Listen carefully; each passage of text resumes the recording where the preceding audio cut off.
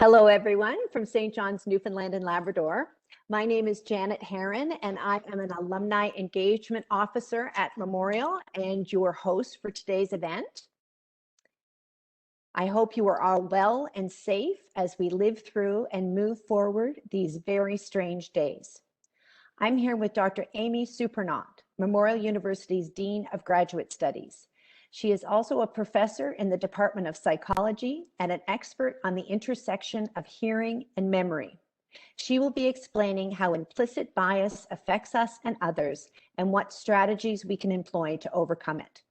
I know those of you attending can't see who else is in the room for the event, but we do have a full house. We have over 411 registrants. I think that might be a record.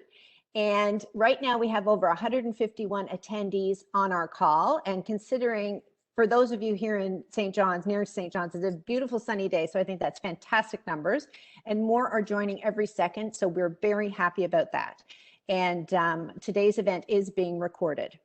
As always, we begin with the land acknowledgement, which will be read today by our special guest, Dr. Aimée Surprenant. Thank you, Janet.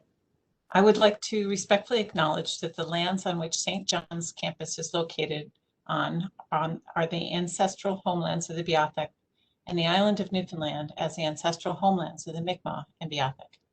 I would also like to recognize the Inuit of Nunatsiavut and Nunatukavut and the Innu of Nisenan and their ancestors as the original people of Labrador. We strive for respectful relationships with all of the peoples of this province as we search for collective healing and true reconciliation and honor this beautiful land together. Thank you. At the Office of Alumni Engagement, we are focused on offering many ways for you to connect with Memorial from anywhere in the world, and are working diligently to create opportunities to celebrate, socialize, mentor, learn, and advance both your career and improve your life. Embarking on new and exciting ways to build relationships is vital to our evolution as an institution. You, our alumni and friends, along with our faculty members, are our greatest ambassadors. Together, you encompass a worldwide community of professionals, leaders, and change makers who are advancing the reputation of our university, our province, and our world. You are a worldwide, I read that already. Please consider getting involved with our programming. There are mentoring opportunities with 10,000 coffees, occasions to meet up with Newfoundland and Labrador expats through Global NL, and Coastlines, our online book club, features Newfoundland and Labrador authors who are also Memorial alumni. You can find out more details about all these initiatives on our website, www.mun.ca/alumni. Thank you for joining us today for this important discussion on implicit bias. Just a few housekeeping issues. For those new to WebEx, there is a layout button towards the top right-hand side of your screen that gives you options on how to view today's presentation. A Q&A will follow the presentation. I will be monitoring both the chat and the Q&A during Dr. Surprenant's presentation and following. So please put your questions in there. Try to keep your questions short, and I encourage you to post questions as soon as possible.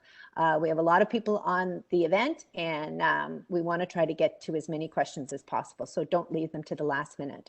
I remind everyone again that this event is being recorded, and you will receive a link to the event, to the recorded event, in a follow-up email along with a PDF of today's presentation. It is my very great pleasure to introduce our guest today. Dr. Aimée Surprenant is Memorial's Associate Vice President, Academic, and Dean of Graduate Studies, and a professor in the Department of Psychology. She completed her BA at New York University and her MSc and PhD at Yale University.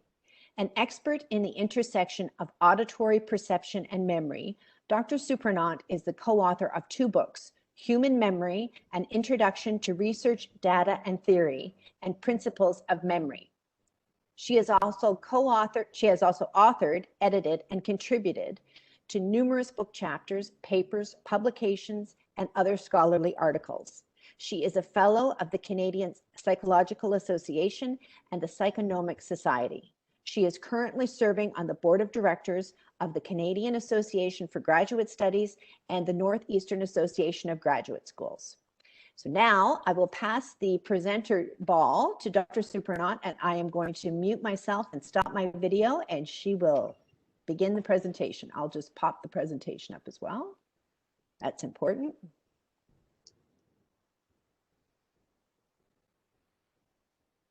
Sorry. Here we go. And here's your ball.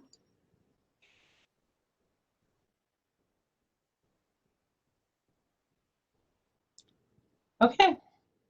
Well, thank you very much, Janet, and thanks everyone for coming to listen to me today. I'm going to start out by talking about what is implicit bias. Implicit bias is a process by which the brain uses mental associations that are so well established as to operate without awareness, without intention, or without control. Now, as a cognitive psychologist, I use the term implicit bias instead of unconscious bias, just because we think of unconscious in cognitive psychology as something that we can never gain access to. Whereas an implicit bias is something that, although it's not normally conscious, it can be made conscious. We can introspect about our implicit biases and expose them to light. So first, I want to say that we're all biased. From the second we set eyes on a person, a scene, a situation, we categorize them, we make guesses about what's going to happen, and that this is really adaptive. We don't want to enter a situation without using our previous knowledge and experience to predict what might harm us in this particular situation. So it's a really natural way of dealing with uncertainty in the environment. It only comes to be a problem when we categorize or stereotype or have prejudice against individuals because of their membership in a particular group. Now, bias is often extended towards those who are different from us. And those differences can be based on a lot of different things, including gender expression, race, religion, sexual orientation, age, weight, physical ability, education, socioeconomic status, anything really that is different from us. So to go back to cognitive psychology, as a cognitive psychologist, we use a concept called automaticity. And we can use that concept of automaticity to explain a little bit of the cognitive origins behind implicit bias. Automaticity is just the ability to perform tasks without using attentional resources. So what are attentional resources? We can think of attentional resources as sort of your bandwidth, your Wi-Fi signal, how much energy or resources that you have to put towards a particular task. And those resources are limited. So just like your bandwidth on your Wi-Fi is limited, as you put on your video camera and you try to run an Excel spreadsheet at the same time, you may end up having some interference. And so there's a limit to the number of things that we can do at one period in time. But we want to be able to do multiple things. So our cognitive system is set up to allow us to make certain associations or certain tasks automatic. So we no longer have to use bandwidth in order to do them. And we take things that we do routinely, we take observations of things that are paired together again and again and again in the environment, and we make our responses, our reactions, our actions to those things automatic. So think about the difference between an effortful and an automatic task. When you first started to learn to drive, you were focused on 16 different things, and you're looking in the side view mirror and the rear view mirror, and you're trying to steer, and you're trying to do all of these things at once. But now, after practice and practice and practice, you actually don't even have to think about driving. And the only time you have to think about it is when you get into a new car that you're not used to. So these automatic processes are built up over time through practice, and they become habits, essentially. What's important about these habits is that they're hard to interrupt, that they start and they happen automatically without our necessarily intending them to happen. So I'm going to give you a quick example of a task. Oops. Let's go back here. So what I want you to do is I'm going to do a cognitive psychological experiment on you. And so wherever you are, you can talk to yourself out loud, or just say things to yourself quietly. But what I want you to do is to name the color in which the color of the ink in which the words on the next page are written, okay? And I'm going to be timing you. So I want, this is a response time task, okay? Are you ready? Okay. Red, blue, green, yellow, brown. Okay, well, that was pretty good. That was pretty easy. I timed that at about 1.5 seconds. And if I were doing this live, I would ask everyone to do it out loud with me. Okay, so let's try that again. Red, blue, green, yellow, brown. So you can see that the second task was harder than the first task. Well, why? Well, obviously the words that we're seeing are written, are words, color words that are incongruent with the color of the ink that it's written in. So that automatic process of reading is interfering with our intended action at that particular point in time to actually name the color. Automatic behaviors can overwhelm your intentions if you allow them just to go on without thinking about them.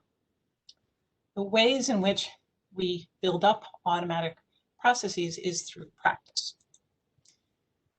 If we look at brain scans of individuals who are doing effortful actions, doing something for the first time, for example, learning to drive, we can see the colors here are areas of the brain that are more active than other areas of the brain.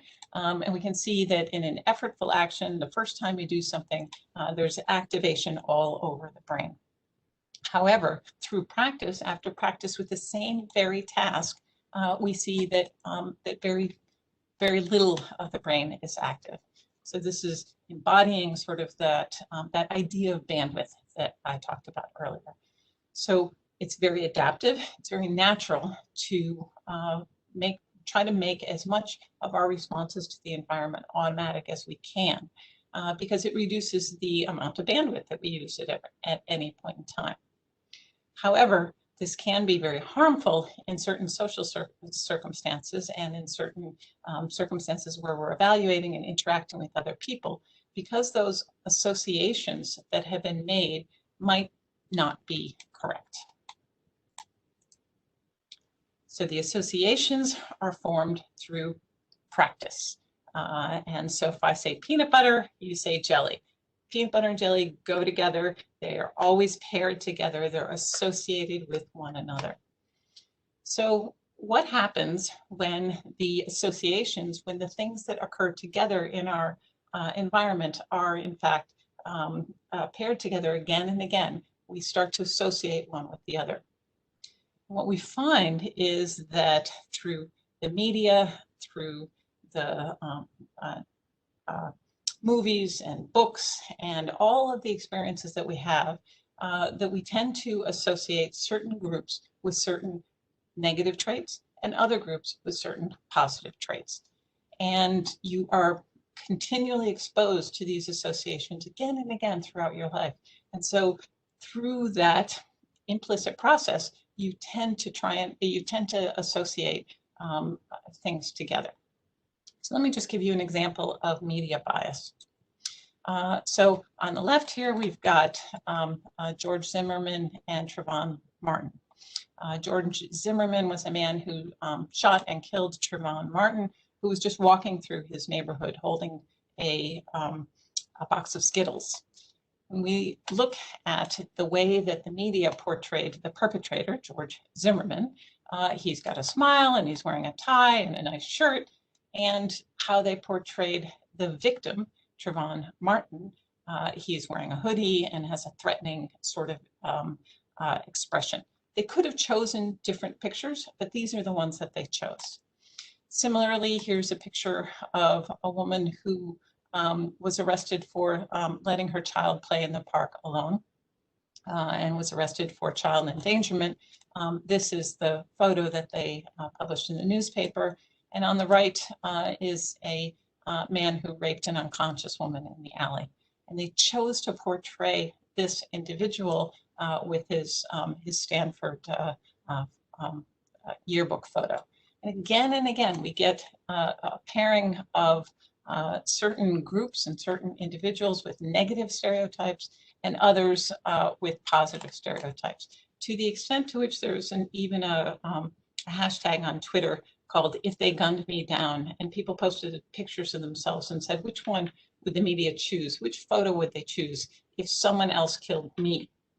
And so this young man believes that they would probably use this more threatening picture of him rather than the one of him looking very professional. These are all US examples, but the Canadian context isn't any different. This is an entire book on the history of Canadian newspapers and the ways in which the news media perpetuate the bias and the stereotype that Indigenous peoples are not as good as non-Indigenous people. So again, we have these biases, these associations are built up over time, and you can't really help but to associate these things together. So why does it matter? Well, it affects not just each individual who is having this bias towards them, but it also affects the society. And let me give you very briefly, I could spend hours on this, but let me give you very briefly some examples. In the book Blink, Malcolm Gladwell noted that taller people are paid more. And in general, in the American population, 3.9% of adult men are 6'2" or taller. But among the CEO sample, 30% were 6'2" or taller. So something that is completely beyond your control and has nothing to do with how good a CEO you are, your height, can actually affect your job position. Study after study has shown hiring biases where they've sent out resumes, identical resumes with different names on them. One of the names being stereotypically from a white North American, other names being stereotypically from other cultures, and they find that the people are called in for interviews much more frequently if they're identified as white than if they're identified as non-white. And they're hired more, they're paid more. There's a study where they sent out emails, so it's got nothing to do with education. They sent out emails to professors with identical emails, some with stereotypical white names and some with stereotypical African names. And they found that the professors got back to the white students much more often than the non-white students, or at least according to their names. And I don't think that they knew necessarily that they were deliberately being biased on the basis of a name. Skin tone has a huge impact on income. This is a study from Joni Hirsch at Vanderbilt University, who found that immigrants with the lightest complexion earned about 8 to 15% more than those with the darkest skin tone. Being one shade lighter has about the same effect as of having an additional year of education. Now, again, I don't think the people who hired these people knew or were consciously aware that they were being influenced by skin tone when they were making these hiring decisions. And then there's a huge impact on society. So when we're trying to solve problems, when we're trying to build things, when we're trying to make a better society, it really matters how we frame the question. And so if we look at the drugs problem and we want to solve the drug problem, and we frame it as pictures of these threatening looking individuals, we'll come up with a very different solution than if we look at the drug problem like this. And what we know from the data is that drug problems permeate our society from every aspect of our society. And so in order to solve it, we need to actually we need to frame it in a way that is going to help people rather than framing it as a a punishment necessarily, which is where we would go if we framed it this way. So how do we counter our biases? Well, the first thing is knowing that we have them. Knowing that you have a habit is very helpful in order to help break it. We've all been working on this, I think, very hard over the past year and a half when we're thinking about breaking the habit of touching our face.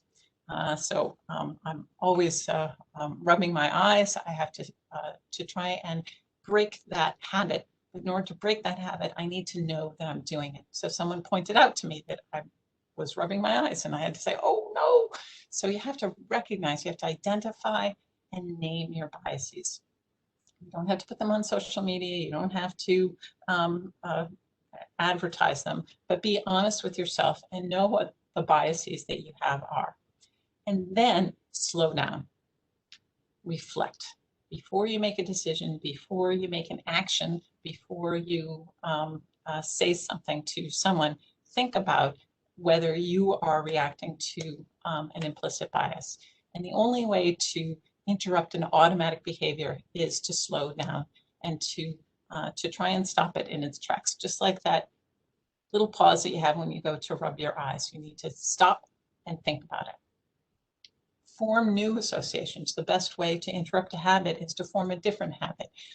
So I'm not going to bite my nails to interrupt rubbing my eyes, but something that's good.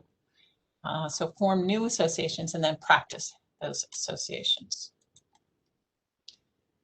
Focus on seeing people as individuals rather than as members of a particular group. So say their name, think about them as a person, as a human being, as a fellow member of your particular society. And work on consciously changing your stereotypes to be more inclusive. Adjust your perspective. So when I think about international students coming to Canada to study, if I put myself in their shoes and I say, gosh, how would I feel if I were to move to another country where maybe the language isn't my native language, but even if it is, it's a whole new culture, it's a whole new way of doing things. And where do I go to get groceries? And how do I find the milk? And how come we don't have sour cream here in Newfoundland? And so all of these things are just things that make me think, oh gosh, I have a lot of sympathy now towards those individuals who are coming to live here. They've taken a lot of courage. It's very stressful. It takes a lot of energy, and that empathy helps me treat them in a better way, I think, and increase your exposure. Find ways of learning about people who are different from you. As a cognitive psychologist, I know that people are lazy, that it's really easy and natural for us to seek out those who are like us because it doesn't take up any energy. We can very easily agree with all of the things, and we have a background, a common ground, etc. But really what that does is it restricts your view, and it restricts the kinds of things that you think about and talk about to a particular narrow viewpoint. So if you increase your exposure, if you learn about other people, about people who aren't like you, you'll actually find it to be a very interesting, rewarding experience. So do an audit. Who do you connect with on a regular basis? So this is a service called chirpd.com where you can take your tweets and figure out who you interact with commonly. So this is my chirpd circle. You can see that there's a lot of Memorial University things, but I also have the Association for New Canadians, Vice President for Diversity at Calgary. I have quite a gender balance, etc. So I'm okay with this. And similarly, I don't know if you can see this, this is the first 3 pages of my LinkedIn group, and it's mostly students or colleagues. There's, again, quite a gender balance. And so what I'm doing is I'm actually hearing from and getting the perspective from a wide variety of people, many of whom aren't my same age, many of whom aren't of the same background as I am. So I find this to be very enriching and very helpful. So one question that you might ask is, do these strategies work? They all sound right, but does it work? And again, I'm a cognitive psychologist, so I took a look at the literature and I found that actually the results are very encouraging. So this is just one example of a study on long-term reduction in implicit race bias, a prejudice habit breaking intervention, where they use those exact strategies that I talked about. They find that they do actually decrease bias and increase the amount of interactions that people have with people who are different from themselves. Now you might notice that I've used as my background pictures, pictures of people from diverse groups. And so when I was putting this presentation together, I've been Googling stock photos of people with different identifiers and from different groups. And it occurred to me as I was going along that I wonder what Google would say if I just asked what the average person might look like. And so I did that. I actually Googled average person and average guy, and this is what I came up with. This is what Google thinks the average person looks like. I'm going to tell you, I don't think that the average guy actually looks like this, or the average person actually looks like this. But this is what Google thinks, and this is what people who design a lot of things think. So this is why I can't use a snowblower, because it's built for this average guy who's taller than I am and heavier than I am. This is why the Band-Aids are a pink color, because when the person was putting the Band-Aid together that was flesh colored, they looked at their flesh and the flesh of all of the people around them and identified and decided that's what the average person is. When we're building the environment, if we build it around this average person, we're going to be leaving out a huge number of people. And our products won't work very well. Facial recognition, it turns out that many of the face recognition algorithms weren't tested on non-white people, so they don't work very well. I have really red hands, and a lot of the automatic water things don't work for me because they're based on the reflectance of white skin on the automatic water things. So that's why they don't work, because whoever was designing them had this narrow view of what an average person looks like.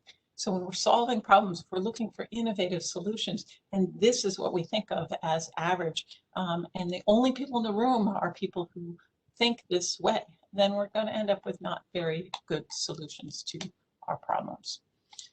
So that was a very, very brief, quick run through on sort of the background of implicit bias, how we might counter some of our automatic responses to the environment, and how we might change that habit of bias and prejudice.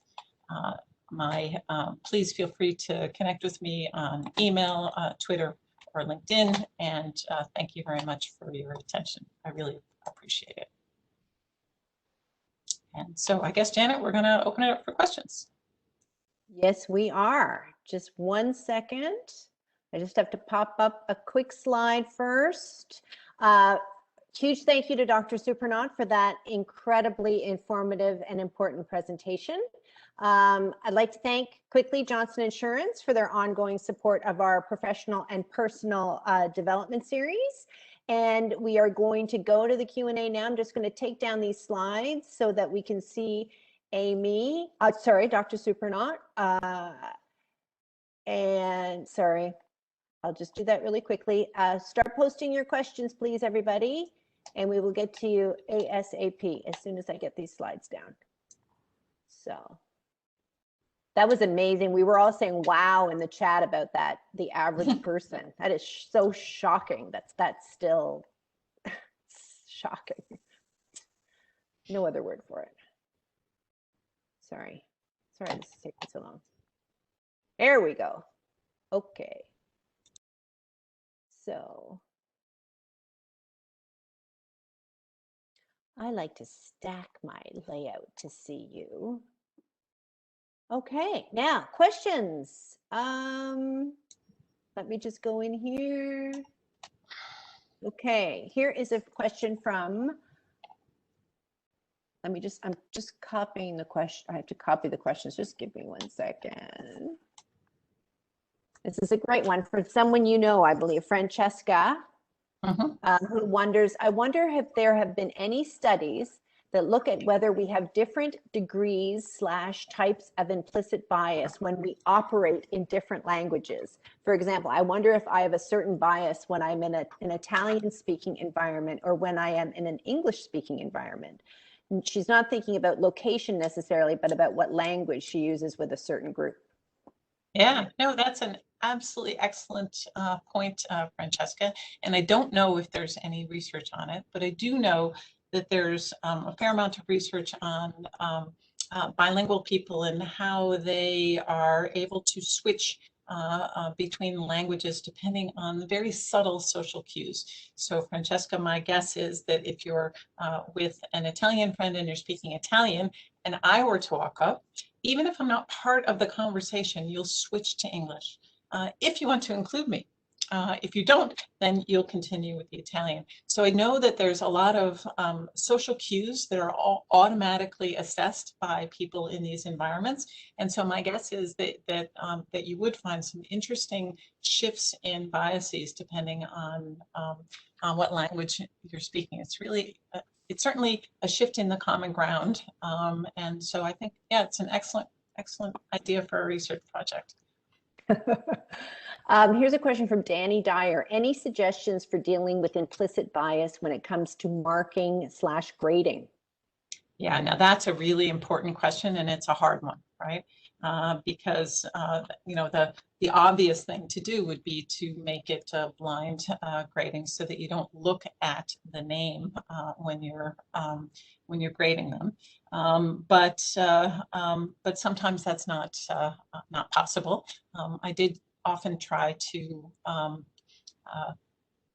grade one question at a time. So I graded all of the question 1 and all the question 2. And so then you end up not necessarily going through an entire paper or entire exam for one person.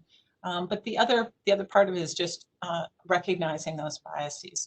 So when I worked at Purdue University, I recognized and realized that the athletes in my class, they would send me a note about who the athletes were in my class because they had to have special absences and things like that, the football players and such. But I did note in my head, oh, this person's a football player. And so I realized as I was grading them that I expected them not to do very well in my class. So recognizing what those biases are and trying to make sure that you're absolutely fair, I think is probably the only thing to do.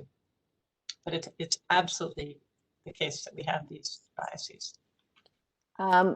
Here's a question. What is the difference between implicit racial bias and racism? Okay, so that is an excellent question. And I am going to punt a little bit on that because I'm not an expert in racism. So I think of myself as a cognitive psychologist. And so I think of myself as having some expertise in that area. But I'm not an expert in racism or the language around racism. But I think what I would say is implicit bias is the bias that we hold in ourselves. And racism is the expression of that bias, the actual behavior towards others in a fashion that is discriminatory or racist. And so I think that you know, we all have biases. It's part of being human. It's certainly, like I said, adaptive. It's something that's built up over time. But that doesn't mean that we have to act on those biases. And so I think of racism as the actions and the bias as the internal part. But don't quote me on that. You should probably ask an expert on racism. Okay. Kathy is wondering, asks, you offered insight regarding height differences in men and their remuneration and compensation levels. Have you noticed any such biases between women in senior roles within organizations? So I think that the height bias, it also does occur with women, and that shorter women have lower levels of achievement and don't get as high. Now, of course, as with every average, there are going to be outliers, and so I mean, don't tell her I said this, but our new president is not entirely tall. And so there are certainly exceptions to that rule. She thinks of herself as very tall, she tells me. She seems tall. And she seems tall, but she's not terribly tall. So there are exceptions to that rule, but she probably had to work harder than a woman who was taller. So there are gender differences, but there's still a height preference.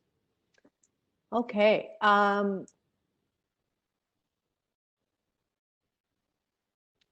Ben is wondering, what are your thoughts on implicit association tasks that are sometimes used to measure implicit bias in the laboratory?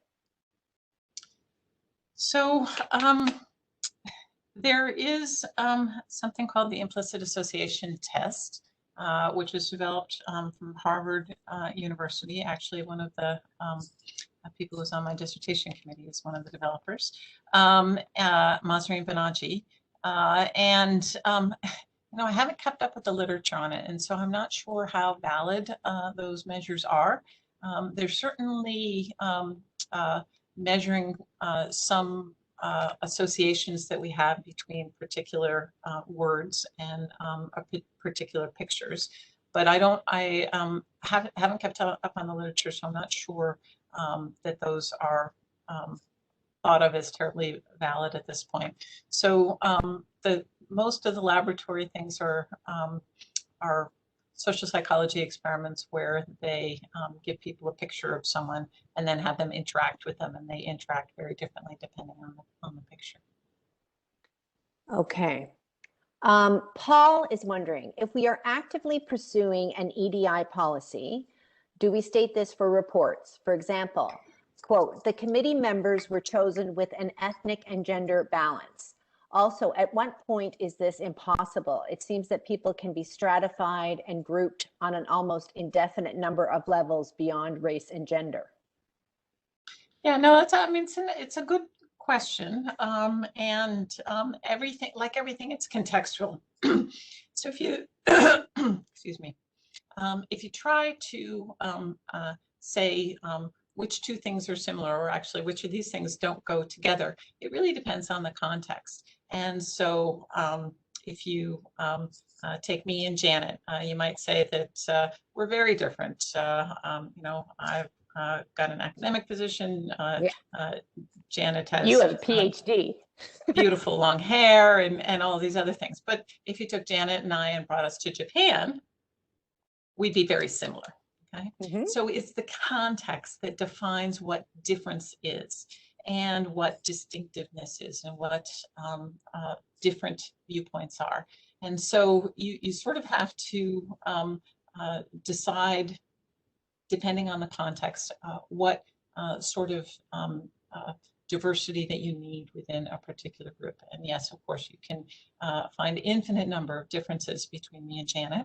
You can also find an infinite number of similarities. So, so you just have to be sensible. Yeah. Here's a question from Anne-Marie Vaughn. She says, hello, Dr. Surprenant. Thank you for the informative presentation. I found it very impactful. I am wondering what advice you have for post-secondary leaders. What should we be considering to demonstrate institutional leadership? Yeah, no, this is a really a question that I ask myself every day, is how to demonstrate leadership in this area. And I do worry sometimes that we're just being overly performative and that we're just putting out statements of support, et cetera. But then I find that people do find it very impactful for people in leadership positions just to even acknowledge that these sorts of biases exist, that certain groups are biased against or have prejudice against them. And so step number one, I think, is acknowledging and supporting those who are different. Step number two is supporting and celebrating those individuals who are present in our environment.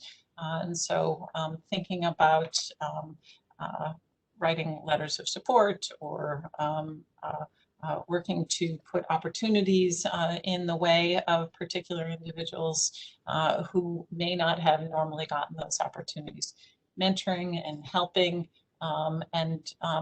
Then the final thing is, when we had our town halls for students from equity deserving groups, what they said was that the microaggressions, the everyday sorts of biases hurt them, like mosquito bites. One or two isn't bad, but if you had thousands and thousands, they tend to accumulate. But what really harmed them the most was people like me not stepping up and saying that was harmful for this person. So I think being a bystander, or sometimes it's called a front stander, and telling people who are displaying bias, that sounded a little biased, or are you sure you really meant it that way? And being public about that, I think, is really important, and it's hard. It's not easy. Okay. Denise is wondering, how do equity deserving people acknowledge the implicit biases they develop from generations of experiencing discrimination? So I'm not sure that I'm not sure that you should. I think that those who are experiencing discrimination, it's not their responsibility. It's those of us who do the discriminating, that it's our responsibility to try to change things going forward. I'm hoping that we can switch it around to putting the onus on the person who's discriminated against to putting the onus on the person who's doing the discriminating. So what we want to switch the conversation to give the work to me rather than give the work to you. Alexia, it's more of a comment, not a question per se, but more so a comment regarding the first question as to how languages can lead to different bias issues. They are around quite a lot of non-binary people and find it very easy to switch pronouns or to consider their experiences, etc. in English. But they find it much harder to do so in French because the language is so gendered. So it takes a lot more conscious effort. Yeah, no, and I know that there's been quite a bit of discussion about that, and I am in the same boat, that I'm finding it with practice much easier to use they and them. It was very awkward and difficult at first, but with practice, it becomes more more natural. And so I think it's a really great example of how we can, with a little bit of practice, just change our automatic behavior. And I can't give you any advice about French, but I know that there's a lot of discussion in French circles about how to take a language that is very gendered and make it less so. But I don't know exactly where those conversations are going. It's a really good question, though. It is. It is. We'll have to get someone from the linguistics department and the French department on to talk about that. Here's a question from Lourdes. She asks, do individuals from a determined group, for example, a specific ethnic group or gender group, etc., are they free of implicit bias towards their own group? For example, would women be free of implicit negative bias towards women? I think even I know the answer to that, but I won't kind of say it. Yeah, absolutely. And it's one of those things that when you stop to think about it, is astonishing. But it is in fact the case that we're all very indoctrinated into the biases that are around us. And so women hold the same biases towards women that others do. And so it's not the case that you can think, well, I'm safe because I'm a woman, I'm not biased against other women. You do find that, in fact, in all of these studies that have gender bias, that study gender biases, racial biases, you find them within group as well. Yeah, absolutely.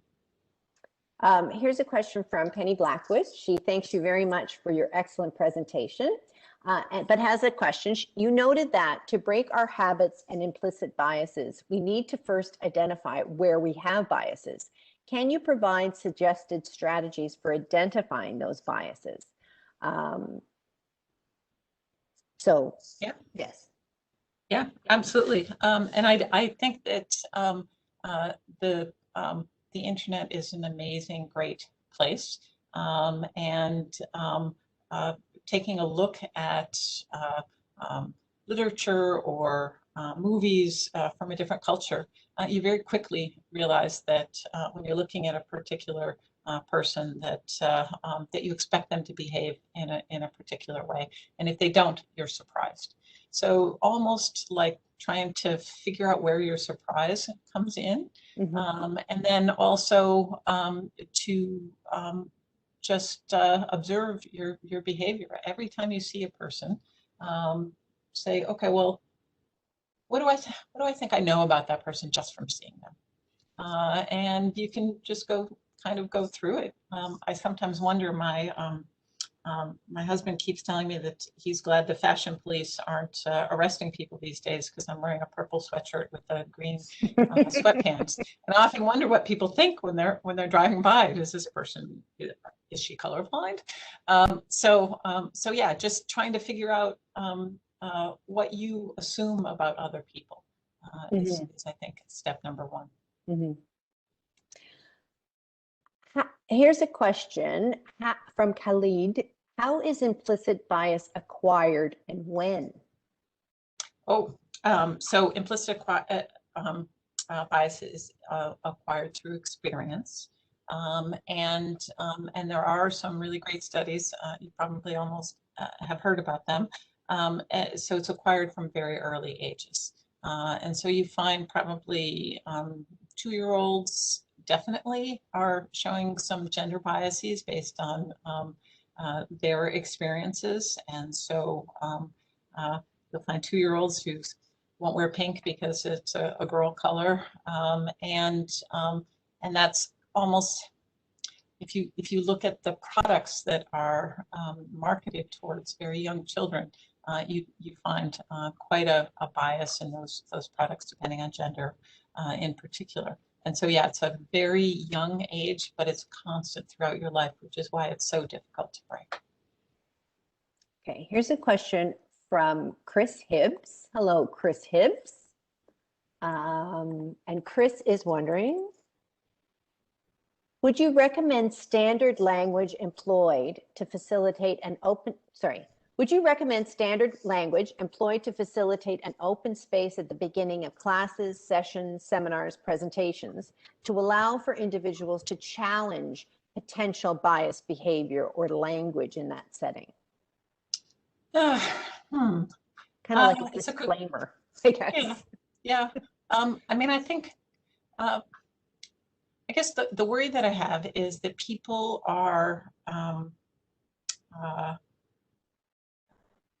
I wouldn't want to do it, to challenge it in a situation where you're attacking someone else, because people really don't think very well when they feel like they're being attacked. So if you think about that Wi-Fi signal, if you think you're being attacked, your signal, your capacity for rational thought sort of goes all towards being defensive. And so trying to frame it in a way where it's that the word challenge is in a positive way, I think that is it would be a useful thing to develop.